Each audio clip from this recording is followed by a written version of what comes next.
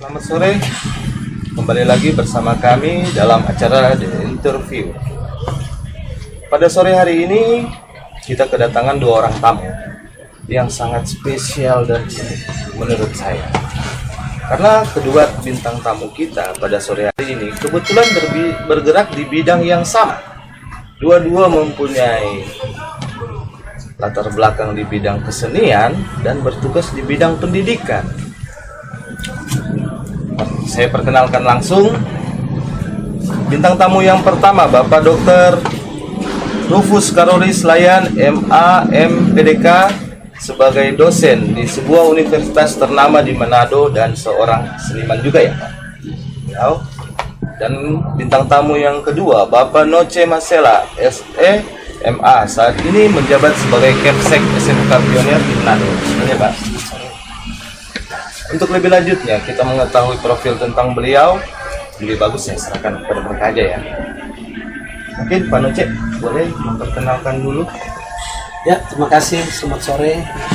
Pokok yang sudah bersama dengan saya dan Pak Rufus Layan, dan kami diundang untuk memberikan bagaimana dunia pendidikan dan ada hubungan juga dengan hobi atau hobi kita sebagai seorang seniman biasa. Untuk diketahui, saya ini memang bukan asal dari sini sebenarnya. Bukan? Ya, bukan dari Sulawesi Utara, tapi anak perantauan dari daerah Maluku. Dan saya kesini suka untuk membangun daerah Sulawesi Utara. Ya, sudah terbukti di sini bahwa sejak tahun 1992, ya saya sudah mulai berkecimpung di dunia pendidikan, dan saya sudah mulai menjadi seorang guru dari tahun 92 ini sampai sekarang ini. Sampai saat ini. Dari 92 sampai saat ini Pak. Iya. Sudah berapa sekolah yang Bapak pada waktu itu sebagai guru mengajar? Iya.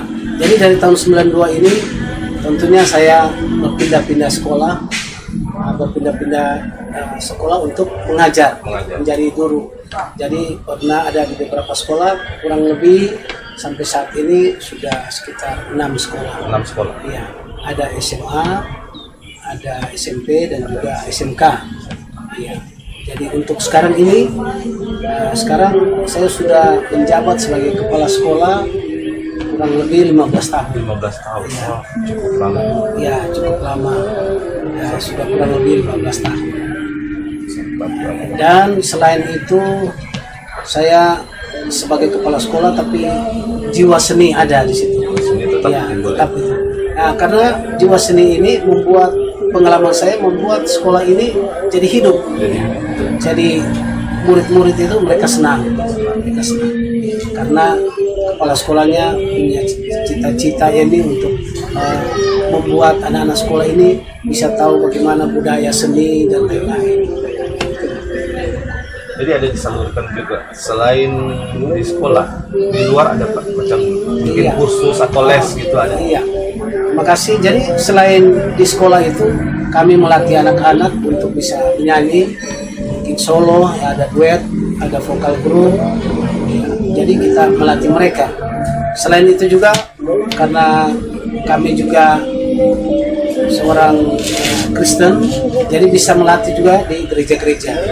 Lagu-lagu rohani dilatih di gereja. Selain itu juga ada permintaan dari masyarakat, jadi saya datang ke rumah untuk melatih vokal. Ada juga anak-anak SD, SMP, dan juga sampai ibu-ibu juga yang ada ibu-ibu juga yang suka untuk dilatih. Memang jiwa seni ini tidak bisa dibatasi ya. Iya. Tidak ada batasan umur. Iya. Inilah uniknya jiwa seni. Makanya saya bilang itu Pak Noce dan Pak Bung Royce ini ketemu memang hebat karena dua-dua seniman. Oke, ya terima kasih Pak Noce karena sudah memperkenalkan diri. Mungkin untuk Bung Royce bisa memperkenalkan profil singkat dari Bung Royce ya. Baik, terima kasih atas kesempatan yang diberikan, dan juga suasana yang luar biasa. Suasana Memang ini kelihatan sangat milenial. sangat milenial. Ya. Jadi kita dimanapun berada, kita bisa berbaur, apalagi dengan alam. Apalagi di Kita harus alam. menjaga keseimbangan dengan alam, Alam. agar alam juga menjaga keseimbangan dengan Keseimbangan. kita ya. Karena segala sesuatu yang terjadi ini oleh karena tidak menjaga alam dengan baik. Jadi terima kasih Pak yang saya perkenalkan singkat. Saya juga berasal dari daerah Maluku seperti ini. Ini adalah kakak saya. Oh, dari Maluku sama ya. Kami datang ke sini karena mengikuti jejak dari beliau. Kami suka merantau, suka merantau. mencari masa depan baik agar kami bisa berguna bagi Iya, negeri kita ya. Kemudian saya di sini mengajar sejak tahun 2002 itu mengajar sampai kuliah. Kita di sini berdikari. Jadi kita kerja sampai kuliah dan kita juga mendapat dukungan dan bantuan juga dari masyarakat saudara-saudara sampai kita bisa berhasil. Dan lewat diskusi ini juga kami berterima kasih kepada masyarakat saudara-saudara, saudara-saudara, teman-teman yang sudah lama mengenal kita bisa berhasil di sini oleh karena memiliki kerjasama yang baik, saling menolong. Dan lewat diskusi ini saya perkenalkan bahwa saya mengajar di sudah berapa perguruan tinggi Nusantara, SD Hikmat Tua di Manado, kemudian pernah juga di Parna Raya, pernah juga di Prisma ya, dan juga di setiap dunia sebentar. Tapi karena situasi lagi begini, jadi kita semua lagi menunggu ini kapan bisa beraktivitas seperti ini. Kemudian selain perguruan tinggi, nah sebelum mengajar di perguruan tinggi juga kita pernah merasakan mengajar dari SD, SMP, ya SMA. Ada kita punya kakak ini ada kepala sekolah kita sendiri. Oh, jadi pernah juga Iya, jadi sebagai saya guru di iya, inilah atasan saya. Jadi kita juga belajar dari beliau. Kadang-kadang beliau hanya memberikan masukan bisa menjadi seorang guru yang baik ya. Kita juga guru dan dosen. Padahal kita juga bukan manusia yang super atau sempurna. Tapi di sini kita mau menggunakan potensi kita semaksimal mungkin untuk kita bisa membantu pemerintah. kalau untuk Teristimewa daerah yang kita cintai, daerah di Romalambay, Sulawesi Utara. kalau untuk seni Pak, sejak kapan Pak? Dari kecil Ya, atau udah mungkin dari umur berapa mulai menggeluti bidang dunia seni? Jadi kita belajar seni itu sejak kita masih di SD. Nah, kebetulan saya punya bapak itu adalah seorang pemain musik juga waktu saya masih kecil, dan saya belajar dari beliau.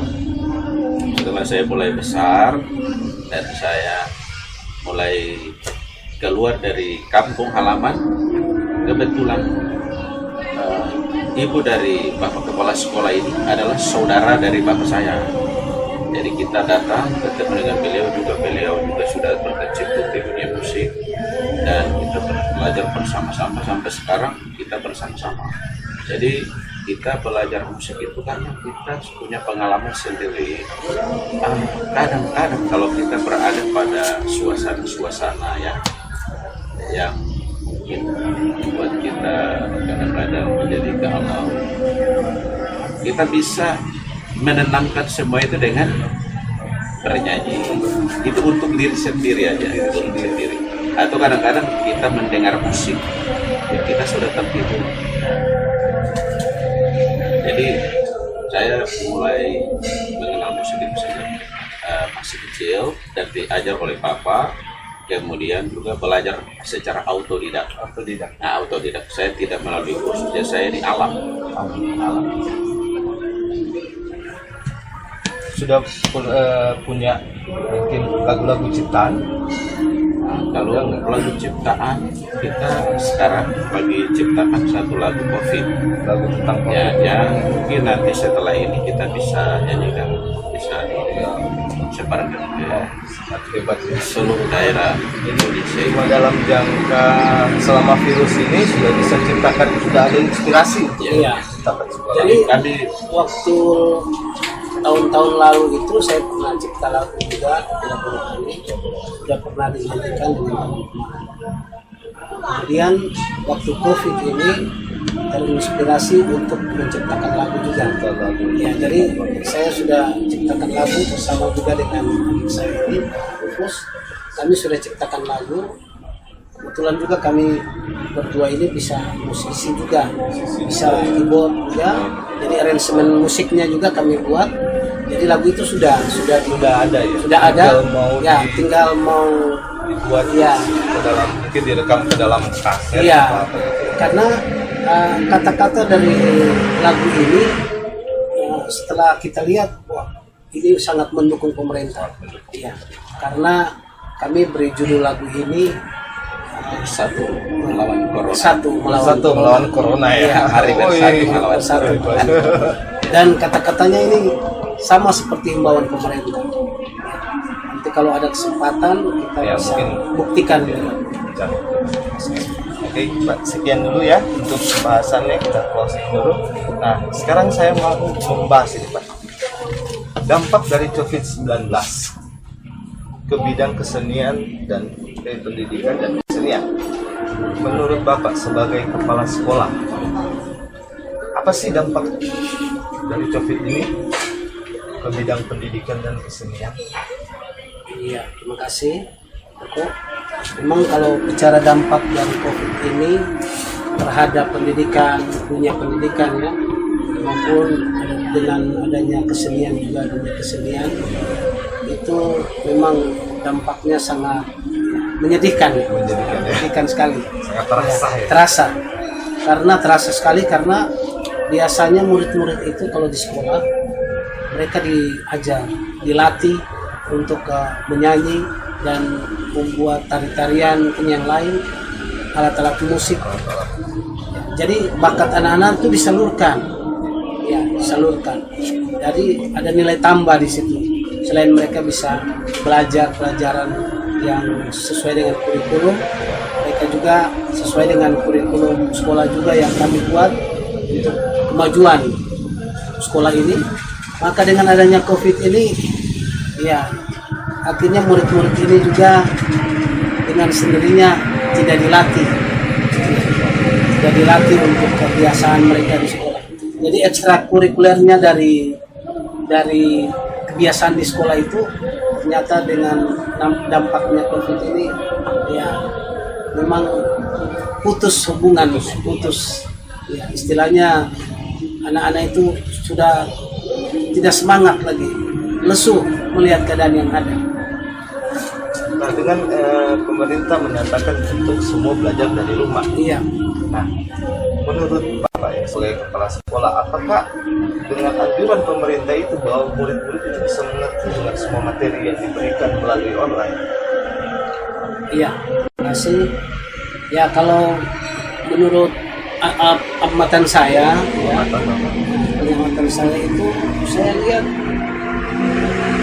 bagi murid itu mereka juga ya jujur saja sudah biasanya langsung dengan guru di kelas, tapi datang dengan suasana seperti ini cuman dengan menggunakan handphone dan ya pastinya kalau saya melihat itu kalau di sekolah itu mungkin yang masuk di pikiran anak-anak pelajaran itu taruhlah 75% ya, atau 90%.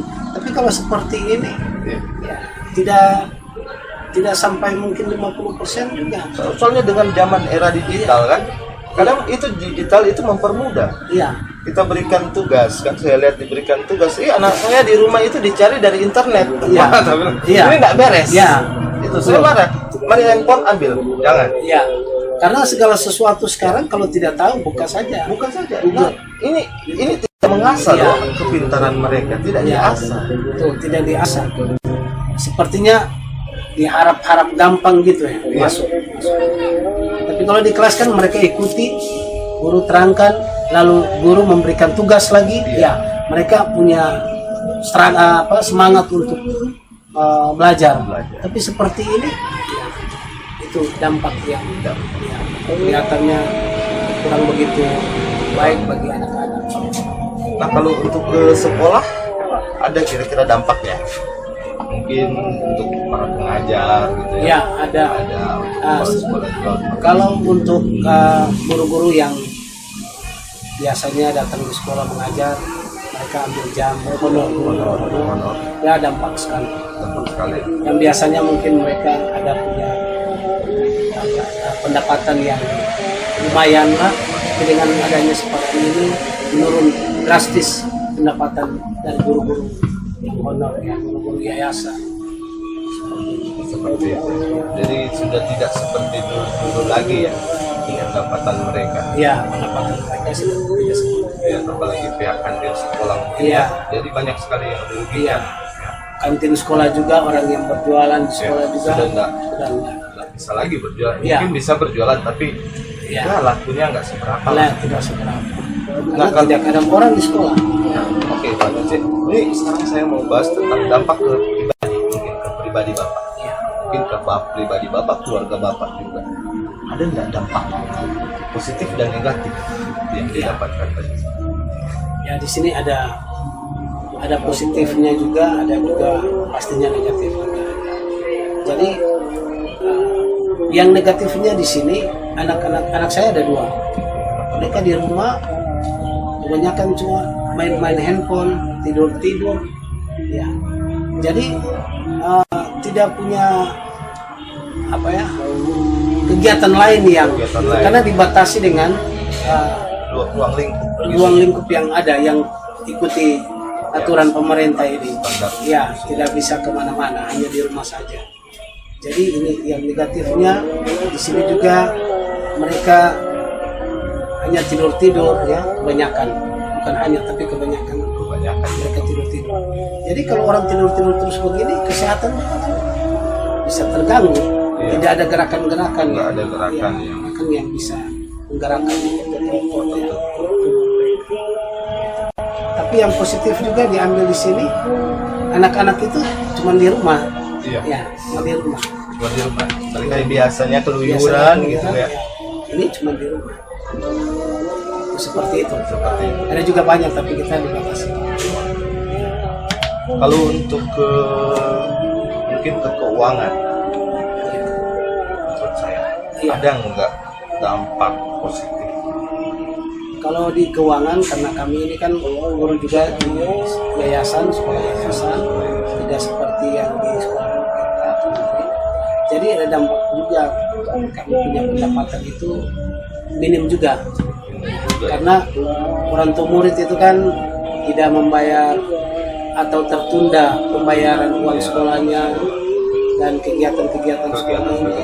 Jadi semuanya tertunda. Jadi membuat pendapatan kita juga sangat minim. Ya. Jadi memang terasa. Jadi dampak. terasa sekali. Untuk itu ya kita banyak berdoalah sebagai orang yang percaya pada Tuhan ya, agar COVID ini cepat berlalu. Ya. Terima kasih. Sekarang saya beralih ke Bung Royce. Nah, ini yang menarik. Bung Royce, menurut Bung Royce, dampak dari COVID-19 ke bidang pendidikan dan kesenian untuk ke universitas gitu. Karena Bung Royce di universitas. Apa kira-kira dampak? Nah, kita lihat dari segi pendidikan. Dari segi pendidikan memang saat ini melalui protokol yang sudah disampaikan oleh pemerintah bahwa semua kampus ditutup dan itu diserahkan kepada kebijakan dari kampus itu sendiri. Jadi nanti kampus yang ngatur perkuliahan mungkin secara online. Nah, karena sekarang itu dengan era seperti ini, maka kita tiba pada satu titik yang dulu itu kita sudah punya ya dari kampus itu sudah punya e-learning, pembelajaran lewat internet. Nah, sekarang sama digital, jadi belajar lewat digital. Jadi sekarang bisa ada biasa dulu ada telekonferensi, ada video conference. Jadi itu sekarang lagi dibuat supaya bisa memberikan materi lewat media-media ini. Ya. Tetapi saat ini juga kita tiba pada satu titik di mana sebelum ini terjadi kita sudah punya satu kebiasaan, punya satu budaya. Budaya kita itu adalah kita sudah terbiasa berada di ruang kelas dan bertatap muka, eye contact, ya. Kita belajar langsung dan kita bisa mempelajari karakter seseorang itu lewat berinteraksi secara langsung. Nah, setelah kita tiba pada saat ini, masyarakat itu belum siap, tapi pada bingung. Masyarakat itu pada bingung, khususnya di dunia pendidikan. Nah, kemarin di Jogja itu kan banyak demo, ya kan? Kita lihat ada mahasiswa yang demo, itu tidak tahu latar belakangnya apa, tapi pasti mereka juga ingin mendapatkan pendidikan yang contoh. Jangankan virus corona, dunia sebelum zaman digital, belum ada Google, kita belajar PMP, pendidikan moral Pancasila, aljabar dan lain-lain. Tapi kita punya angkatan itu tidak bisa diragukan, mereka punya kecerdasan luar biasa. Kita sekarang di zaman digital semua serba lengkap, tapi pertanyaannya, ketika belajar apa benar yang dicari itu atau sudah melenceng dari apa yang seharusnya dicari? Jadi walaupun kita sudah di daerah pendidikan, itu dampak COVID kepada dunia pendidikan. Jadi walaupun kita disuruh tinggal di rumah, tapi kita berlaku seperti tahun-tahun 80-an, 70-an. Ya, kita mungkin tidak harus tergantung kepada internet, tapi kita kita tetap belajar. Mungkin ada buku-buku yang sudah usang, atau kita belajar baca lagi. Karena memang dampak COVID kepada dunia pendidikan saat ini cukup sangat memprihatinkan. Karena kampus-kampus tidak buka. Bagaimana itu mahasiswa bisa cerdas kalau tinggal di rumah saja? Sebaik apakah mahasiswa itu hanya tinggal di rumah, dosen juga tinggal di rumah, dan kita hanya lewat online? Saya kira kurang efektif. Ini saya cara dari sebagai pendidik. Soalnya itu kurang efektif. Belajar di rumah, belajar online itu tidak ada yang mengawasi. Bisa jadi kan mereka cari dari internet, gitu kan, dapatnya materinya, wah materi ini cari aja di internet, lebih gampang gitu kan. Jadi itu dampaknya memang terasa. Dan sekarang dengan adanya teknologi, banyak orang jadi pintar. Iya. Tapi pintar dalam tanda kutip. Pintar dalam tanda kutip, ya. Itu salah satunya.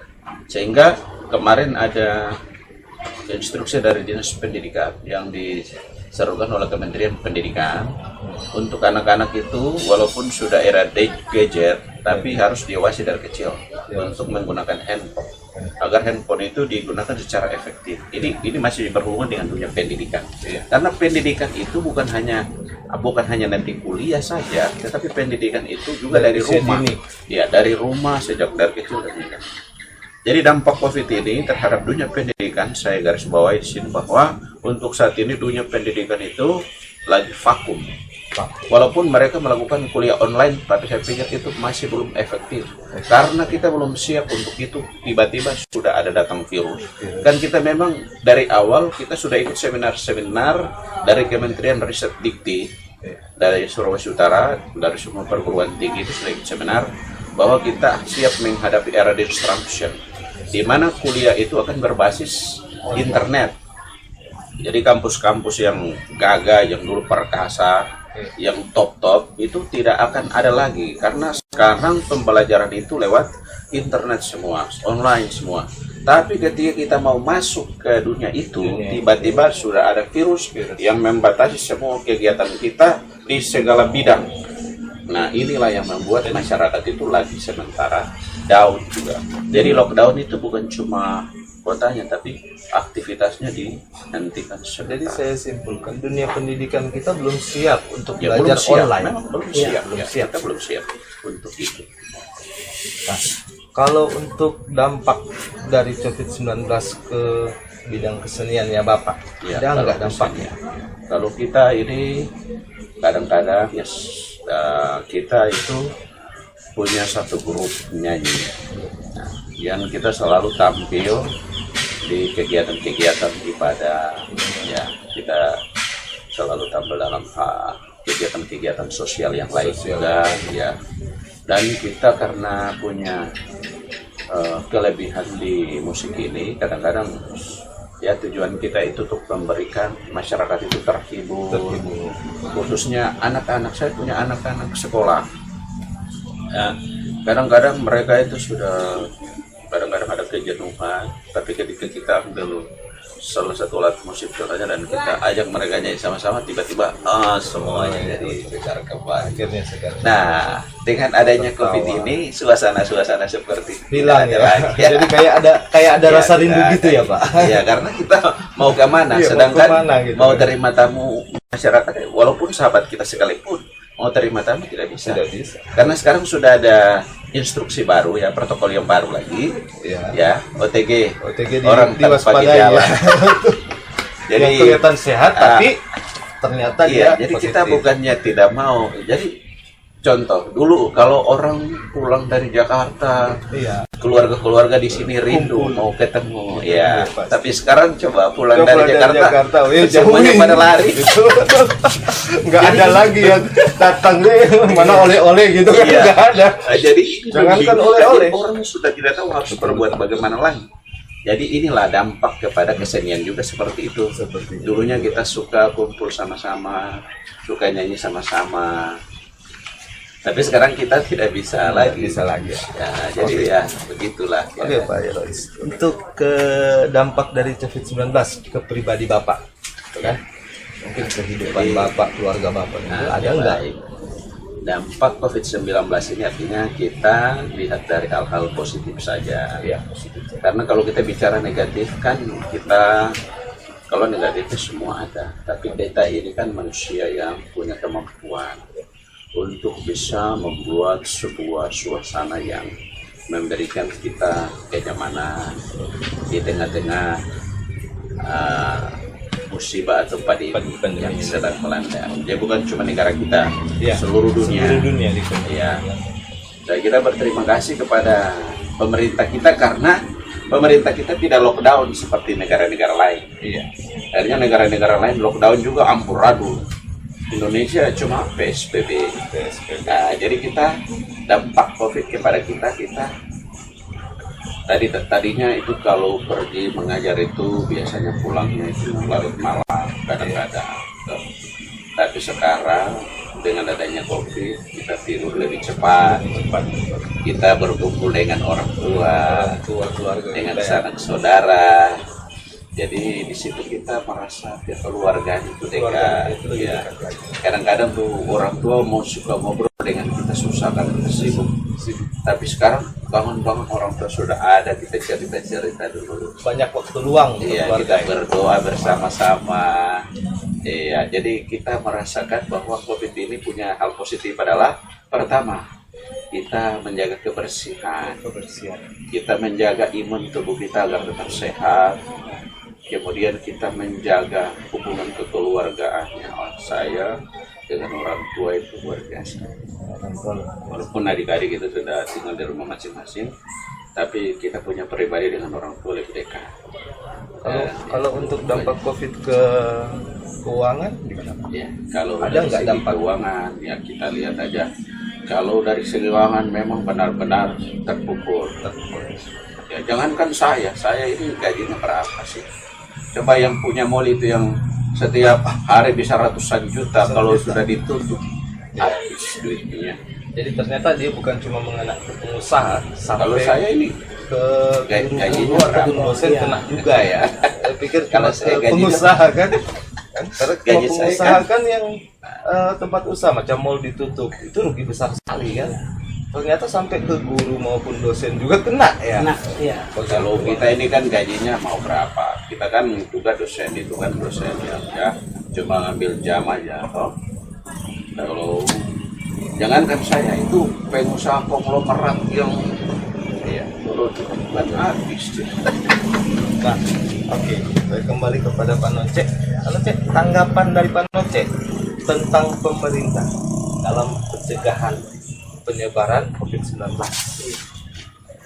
Dari awal itu pencegahannya sampai sekarang. Iya. pencegahannya sebenarnya kalau kita mau lihat itu dari awalnya itu juga sebenarnya kita mencegah itu tidak akan terlambat. Ya, Kalau menurut saya ya terlambat. Karena mengapa saya katakan terlambat? Karena ini kan kita sudah melihat sebelum di Indonesia ini kan di negara lain sudah ada, sudah terjadi virus seperti itu yang kita bicarakan. Nah, sebenarnya kita di Indonesia ini sudah lihat itu sebenarnya kita sudah mulai pemerintah sudah mulai tangani ini COVID ini ya, bagaimana dia datang nantinya. Tapi waktu COVID ini masuk di Indonesia baru mulai bergerak.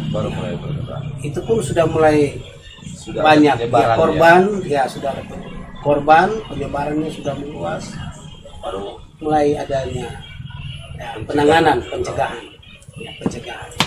Dan pencegahan sekarang yang kita lihat ya, pemerintah sangat prihatin juga dengan keadaan yang ada sehingga aturan-aturan sudah dibuat. Nah, cuma sayangnya ini masyarakat juga belum terlalu sadar karena di mana-mana ada berkumpul, masih ada keramaian, masih ada juga di jalan-jalan tidak menggunakan masker dan lain-lain. Jadi sebenarnya penanganan pemerintah ini sudah cukup baik juga, walaupun yang sudah dikatakan tadi agak terlambat mengatasi hal seperti ini.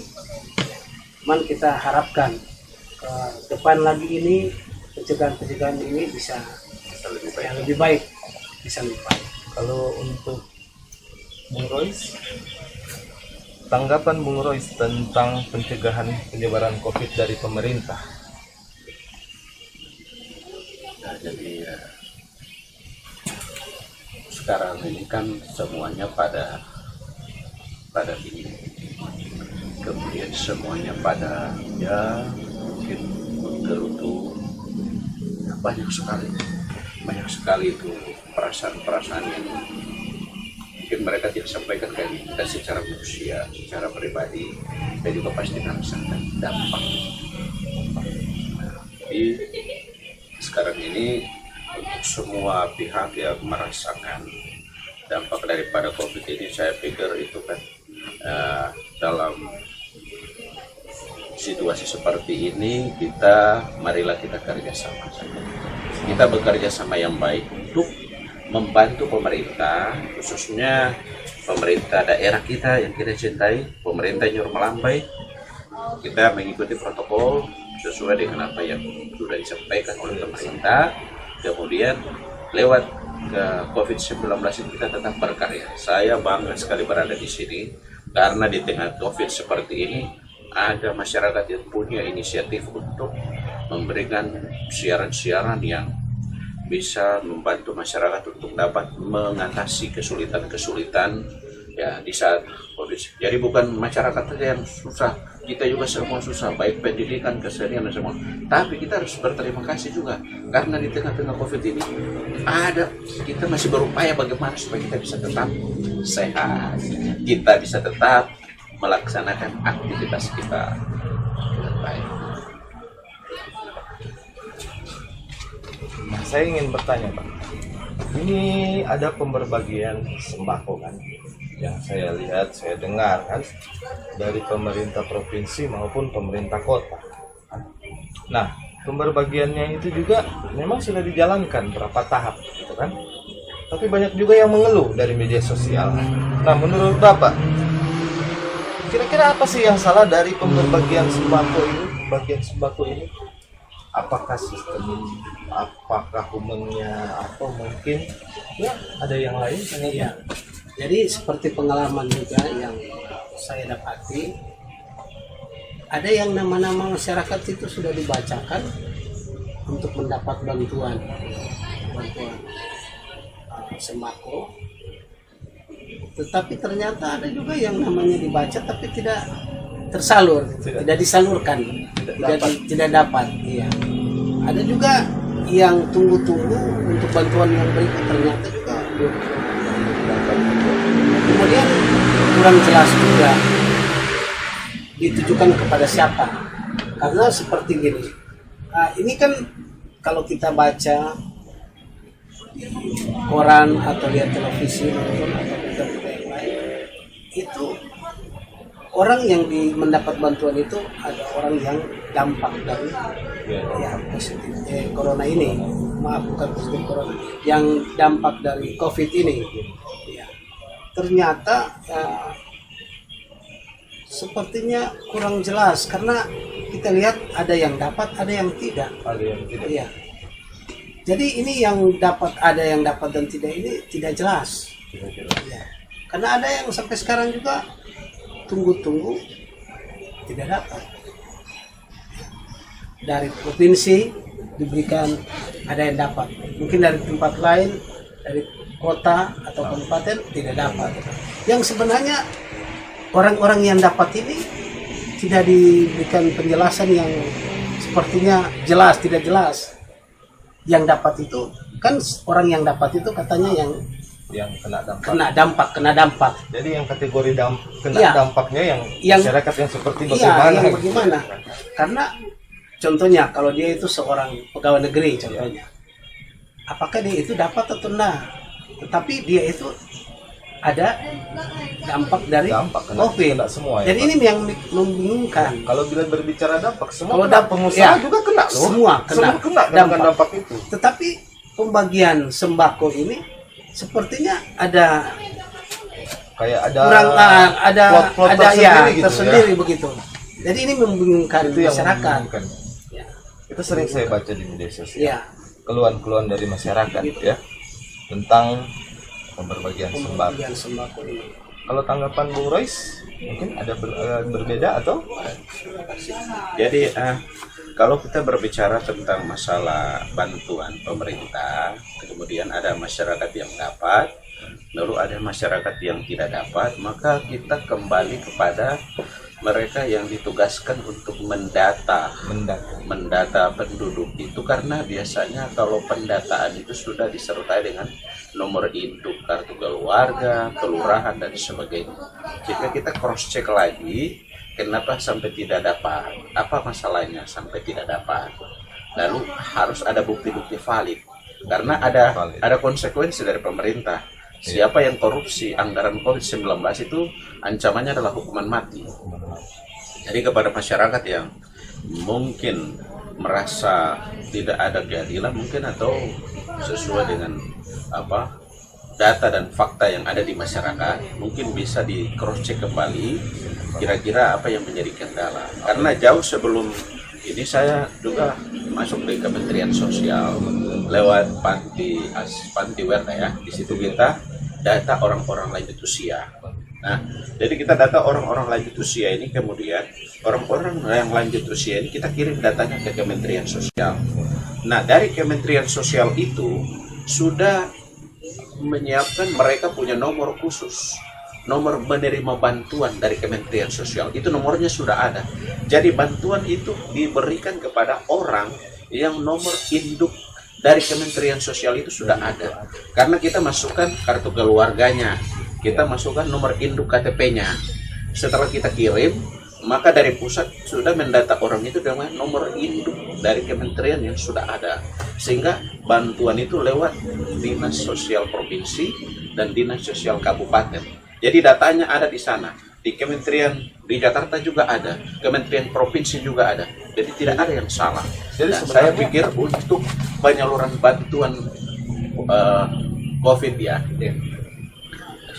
ambil contoh dari Kementerian Sosial aja, supaya datanya lebih akurat, lebih tepat sasaran. Jadi kalau tidak ada salah-salah. Kalau kita tarik satu garis lurus, ternyata sistem pemerintahan itu tidak akan pernah salah, ya pasti tepat sasaran.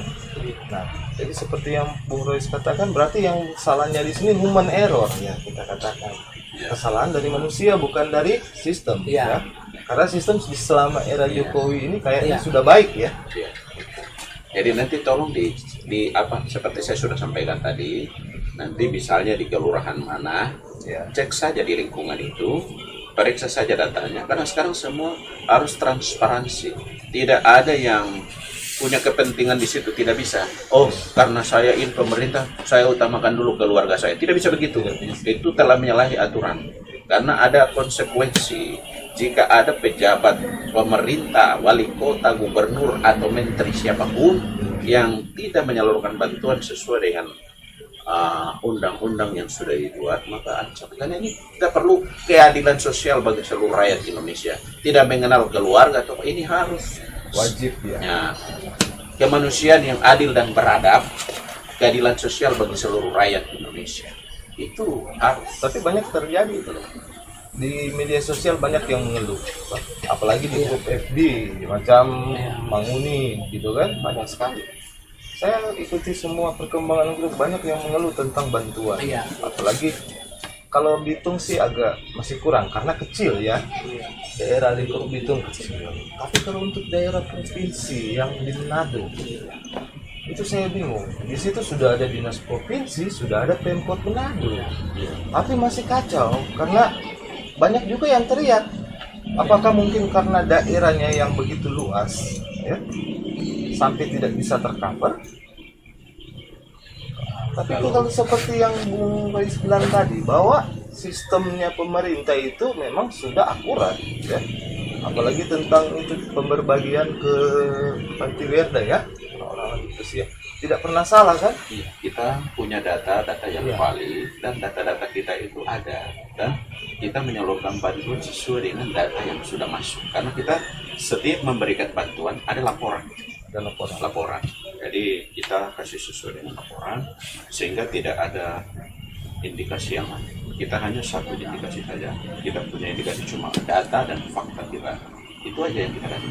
Kita tidak pernah seperti itu. Nah kalau sampai terjadi seperti itu, pertanyaannya itu datanya dari mana? Karena kita punya data semua lengkap. data lengkap.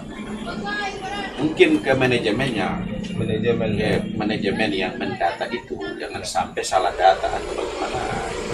Nanti bisa berkoordinasi dengan pihaknya. Karena di saat-saat seperti ini kita juga harus membantu pemerintah. Ya.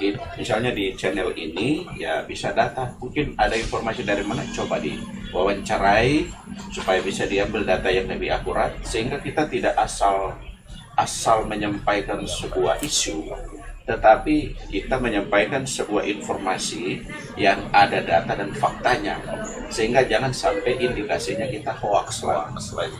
ya, sekarang kan kita nggak bisa salah bicara hoax, Iya. kena UU IT. Jadi kita supaya menghindari hoax, Iya. kita harus ada data dan fakta yang akurat, supaya kita jangan hanya orang bilang cuma ngomong doang. Makasih. Nah, sekarang saya bertanya ke Anoce lagi ya. Dari Dinas Pendidikan, ada nggak kontribusi kepada pihak sekolah? Iya, ada. Karena murid itu diberikan masker, kita kuota kepentingan dari pembelajaran dan juga ya kepentingan juga dengan tetangga atau dengan orang-orang sekitar. Jadi menggunakan masker dan juga tidak ada yang menggunakan sarung tangan. Jadi pertanyaan ini apakah dari pemerintah atau dari dinas pendidikan? Dari dinas Ya ada untuk membantu. Jadi perhatian dari Dinas Pendidikan kepada siswa ada juga. Dan Pada guru-guru juga ada bantuan-bantuan dari Dinas Pendidikan. Nah, kalau untuk ke universitas, Dinas Pendidikan ada nggak kontribusi Dinas Pendidikan selama COVID?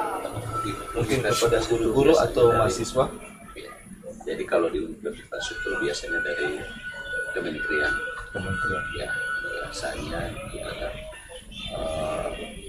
selalu ada, cuman karena kita lagi dalam COVID seperti ini, jadi kita lagi mau melihat ketika kita berupaya, kita bersama-sama agar semuanya bisa berakhir dan mungkin semua yang kita dapatkan yang kita sudah, karena setiap kampus itu punya perencanaan ke depan untuk pengembangan kampus termasuk mahasiswa dan semua sistem yang ada di dalamnya itu sudah terencana semua. Cuma karena dengan adanya COVID semua pada pause dulu. Kita Stop lihat dulu dulu, ya. bagaimana, baru kita play lagi. Nah, saya kembali ke Pak Noce lagi ya. Pak Noce, dari pihak sekolah ada enggak sumbangsi untuk mempermudah pemerintah untuk penanganan COVID? Mungkin melalui memberikan wawasan kepada orang tua murid atau apa dari pihak sekolah, Ya, atau pembekalan kepada murid ada enggak? untuk apa? Untuk Pencegahan COVID ini dari pihak sekolah atau dari pihak sekolah, ya, untuk murid murid maupun orang tua murid. sebagai apa tadi? Dari pihak sekolah ada nggak kontribusi untuk mungkin ya sosialisasi ya? Oh iya, iya. Jadi terima kasih. Jadi kami dari pihak sekolah juga karena ini terbatas orang tua murid ke sekolah, biasanya kan ada sering buat rapat Iya. orang tua murid dan juga pemberitahuan kepada siswa-siswi. Tapi untuk itu kita juga sering membagi waktu untuk datang di rumah mahasiswa, memberikan seperti himbauan pemerintah pemerintah, kita lebih mengingatkan kembali ya kepada orang tua dan juga kepada siswa. Nah, karena ini kita merasa masih bertanggung jawab kepada siswa-siswi kami dan juga kepada orang tua yang membina melihat anak-anak mereka di rumah masing-masing. Apalagi tanggung jawabnya Pak Noce ini kalau kita lihat ini agak berat ya. Iya. Karena di masa anak-anak SMA Iya. itu di saat pola pikirnya berubah Iya. dari anak-anak ke dewasa. Iya. Nah, mereka sering mencari jati diri di situ Iya. dan sering lari dari konsep-konsep sekolah yang sudah diajarkan kan. Jadi kayaknya kalau tanggung jawab ini lebih berat kita katakan karena meningkat saat ke begini dewasa. mau menutup ruang lingkup mereka ini agak susah. Ya. Karena mereka senang mau bergaul, suka mau mencari jati diri di kalangan di lingkungan. Tapi ketika ada PSBB begini kan, Iya. jadi kayaknya ekstra kerja keras Iya. gitu ya dari pihak sekolah. Ya, jadi tadi ditanyakan awal tadi dari Pak Koko bahwa ada bantuan atau ada apa dari dinas pendidikan. Jadi ini kita semua berlomba-lomba Iya. dan kami semua untuk waktu dan pikiran ini difokuskan juga kepada anak-anak kita. Jadi bukan saja orang biasa bilang biarkan begitu karena keadaan, tapi rasa tanggung jawab itu ada. Jadi sering juga kita mengontrol, menelpon mereka, ada sehat-sehat, ya kepada orang tua juga bagaimana keadaan orang tua dan murid, ya seperti itu. Jadi itu yang kami dari sekolah bisa menjangkau mereka, memberikan kontribusi yang seperti beginilah, yang saling mengingatkan. Ya, karena kalau mau bilang bantuan tadi kan sudah diberikan oleh pihak pemerintah dalam hal ini dinas pendidikan. Jadi dari pihak sekolah juga memberikan yang himbauan-himbauan yang seperti masukan agar supaya mereka menjaga kesehatan, memakai alat pelindung tubuh dan lain-lain. Terima kasih. Nah, untuk Bung Royce, sumbangsi dari universitas kepada mahasiswa ada enggak? Mungkin dalam sosialisasi seperti dari Pak Noce tadi ya, atau mungkin ada lagi sumbangsi, istilahnya kontribusi dari universitas untuk mahasiswa. Ada? Jadi sumbangsi dari universitas mahasiswa itu pertama, universitas itu sudah mendukung program pemerintah. Pertama, meliburkan mahasiswanya untuk berada di rumah masing-masing, tidak perlu datang ke kampus. Tetapi kita tetap mengontrol mereka lewat media sosial, dan kita selalu memberikan informasi yang terupdate. Dan sampai saat ini kita tetap melakukan koordinasi terus-menerus sambil menunggu sampai kapan virus ini akan berakhir dan kita bisa melakukan aktivitas seperti sedia kala. Nah, Saya kembali ke Panoce. Panoce, ini dua lagi pertanyaan saya. Solusi, kira-kira ada nggak solusi yang menurut Panoce yang bagus lah kan? Kita berpikir begini, daripada cuman 2-3 orang berpikir, lebih baik banyak orang kan. Mungkin dari pemerintah punya solusi, tapi mungkin juga Panoce punya solusi yang kayaknya bisa merubah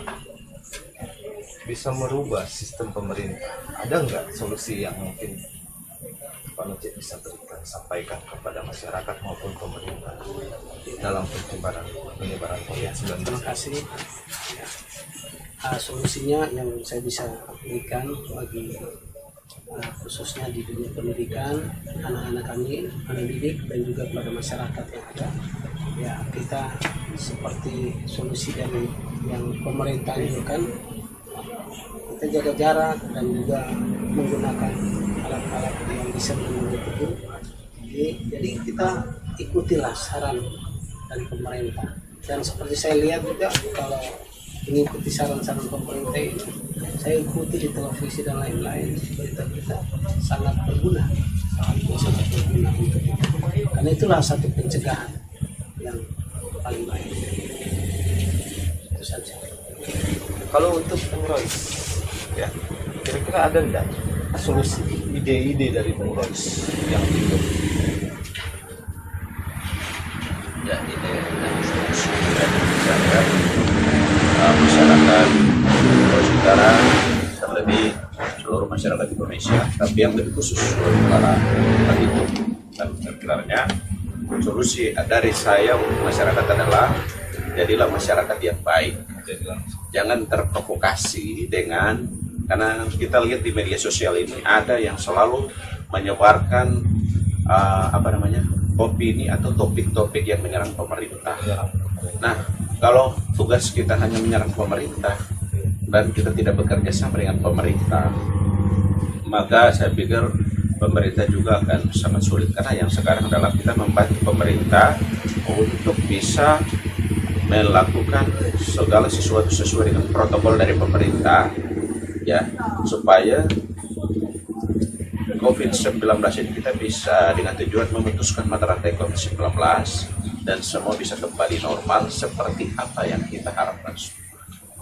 Jangan kita menyerang pemerintah, karena pemerintah ini beda dengan pemerintah sebelumnya. Kalau pemerintah lain itu dulu kan kita dukung mereka, program apa saja kita dukung, demi semua programnya tercapai.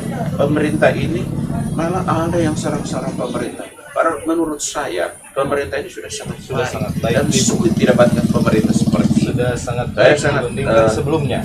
Jadi kita harus hormati Pak Jokowi, kemudian para menteri dan semua wali kota yang ada di dalamnya, semua tergabung di dalamnya. Marilah melakukan protokol dengan baik, menyalurkan bantuan tepat sasaran, dan bekerja memberikan informasi yang baik kepada masyarakat, dan masyarakat tetap menjaga agar kondisi tubuh tetap sehat dengan mencuci tangan, menjaga imun tubuh tetap sehat supaya tidak dari Makasih Bung Royce. Ya, karena kita sudah terhalang oleh waktu lagi ya, berhubung sudah gelap, ya, mungkin Bung Royce dan Panoce juga mau pulang jauh, jadi kita akhiri sesi ini ya. Oke, terima kasih Pak atas waktunya, Bung Royce. Terima kasih. Ya, kita nggak bisa pegang tangan, ya, karena kita sudah nggak hidup normal kayak dulu ya. Jaga jarak. Jaga jarak. Oke. Ya. Terima kasih karena sudah menyaksikan interview. Hasil dari yang saya dapatkan dalam interview kali ini, seberat apapun masalahmu, ingat, sebesar apapun masalahmu, semua itu akan dapat diselesaikan dengan satu kata, diskusi. Ketika kita diam, kita tidak akan lepas dari masalah. Jikalau Anda ingin bergabung dan berpartisipasi dalam interview, hubungilah kami di link bawah ini, dan jangan lupa komen, like, and subscribe di link bawah ini. Kami tunggu. Terima kasih atas kehadiran maupun partisipasi dari kedua narasumber kita, dan terima kasih juga yang sudah memperhatikan. Saya Ketua Wajar undur diri. Sampai ketemu dalam interview berikutnya. See you.